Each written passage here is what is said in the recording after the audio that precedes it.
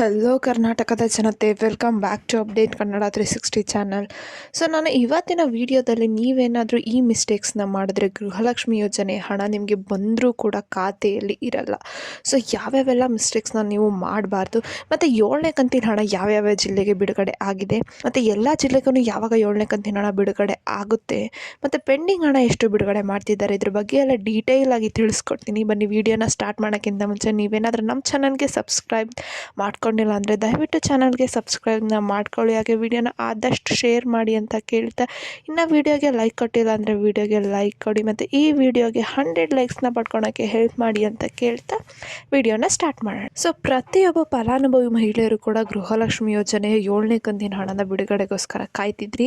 So ಅಂಥವ್ರಿಗೆಲ್ಲ ಸರ್ಕಾರ good ನ್ಯೂಸ್ನ ಕೊಡ್ತು. ಇದೇ ತಿಂಗಳು 15ರಂದು ಕೂಡ 7ನೇ ಕಂತಿನ ಹಣ ಬಿಡುಗಡೆ ಆಯಿತು. ಸೊ ಈಗೇನು ಕೆಲವು ಜಿಲ್ಲೆಗಳಿಗಷ್ಟೇ 7ನೇ ಕಂತಿನ ಹಣ ಬಿಡುಗಡೆ ಮಾಡಿದ್ದಾರೆ. ಸೊ ರಾಜ್ಯದ ಇಷ್ಟು ಜಿಲ್ಲೆಗಳಿಗೆ 7ನೇ ಕಂತಿನ ಹಣ ಜಮಾ ಆಗಿದೆ. ಸೊ ಯಾವ್ಯಾವ ಜಿಲ್ಲೆ ಅಂದರೆ ಶಿವಮೊಗ್ಗ, ಧಾರವಾಡ, ತುಮಕೂರು, ಉತ್ತರ ಕನ್ನಡ, ಯಾದಗಿರಿ, ವಿಜಯಪುರ, ಬೆಳಗಾವಿ, ಬೆಂಗಳೂರು ಗ್ರಾಮಾಂತರ ಮತ್ತು ಬೆಂಗಳೂರು ನಗರ, ಕೊಪ್ಪಳ, ಕೋಲಾರ, ಗದಗ, ಹಾಸನ್, ಇನ್ನಿಷ್ಟು ಜಿಲ್ಲೆಗಳಿಗೆ 7ನೇ ಕಂತಿನ ಹಣ ಬಿಡುಗಡೆ ಆಗಿದೆ. ಸದ್ಯದಲ್ಲೇ ಎಲ್ಲ ಜಿಲ್ಲೆಗಳು, ಕರ್ನಾಟಕದ ಎಲ್ಲ ಜಿಲ್ಲೆಗಳಿಗೂ ಹಣನ ಬಿಡುಗಡೆ ಮಾಡ್ತಾರೆ ಸರ್ಕಾರದವರು. ಸೊ ನಿಮಗೂ ಕೂಡ 7ನೇ ಕಂತಿನ ಅಥವಾ ಪೆಂಡಿಂಗ್ ಹಣ ಬೇಕು ಅಂದರೆ ನೀವು ಇಷ್ಟು ಕೆಲಸಗಳನ್ನ ಕಡ್ಡಾಯವಾಗಿ ಪಾಲಿಸಲೇಬೇಕು.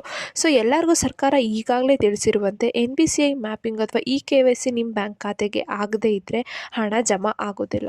ಸೊ ಅದಕ್ಕಾಗಿ ಯಾರ್ಯಾರೆಲ್ಲ ಇನ್ನು NPCI ಮ್ಯಾಪಿಂಗು ಮತ್ತು KYCನ ನಿಮ್ಮ ಬ್ಯಾಂಕ್ ಖಾತೆಗೆ ಮಾಡಿಸಿಲ್ಲ, ದಯವಿಟ್ಟು ಮಾಡಿಸ್ಕೊಳ್ಳಿ. ಸೊ ಇದನ್ನು ಮಾಡಿಸ್ಬೇಕು ಅಂದರೆ ನೀವು ತಕ್ಷಣವೇ ನಿಮ್ಮ ಬ್ಯಾಂಕ್ ಶಾಖೆಗೆ ಹೋಗಿ ನಿಮ್ಮ ಬ್ಯಾಂಕ್ ಖಾತೆಗೆ ಈ ಎಲ್ಲ ಅಪ್ಡೇಟ್ನ ಆಗಿದೆಯೋ ಇಲ್ವೋ ಅಂತ ನೋಡ್ಕೊಂಡು, ಮತ್ತು ಈ 2 ಪ್ರಮುಖವಾದ ಚೇಂಜಸ್ನ ನೀವು ನಿಮ್ಮ ಬ್ಯಾಂಕ್ ಖಾತೆಗೆ ಮಾಡಿಸ್ಕೊಂಡ್ರೆ ಅಷ್ಟೇ ನಿಮಗೆ 7ನೇ ಕಂತಿಂದು ಅಥವಾ ಪೆಂಡಿಂಗ್ ಹಣ ಬರುತ್ತೆ. ಇನ್ನು ಎರಡನೇದಾಗಿ ಆಧಾರ್ ಕಾರ್ಡ್ ಅಪ್ಡೇಟ್ ಮಾಡಿಸ್ಕೊಳ್ಳೋದು ಸರ್ಕಾರ ಕಡ್ಡಾಯ ಮಾಡಿದೆ. ಸೊ ನಿಮ್ದೇನಾದರೂ ಆಧಾರ್ ಕಾರ್ಡ್ 10 ವರ್ಷದ ಹಳೆಯದಾಗಿದ್ದರೆ ತಕ್ಷಣವೇ ಹೋಗ್ಬಿಟ್ಟು ಆಧಾರ್ ಕಾರ್ಡ್ ಅಪ್ಡೇಟ್ನ ಮಾಡಿಸ್ಕೊಳ್ಳಿ.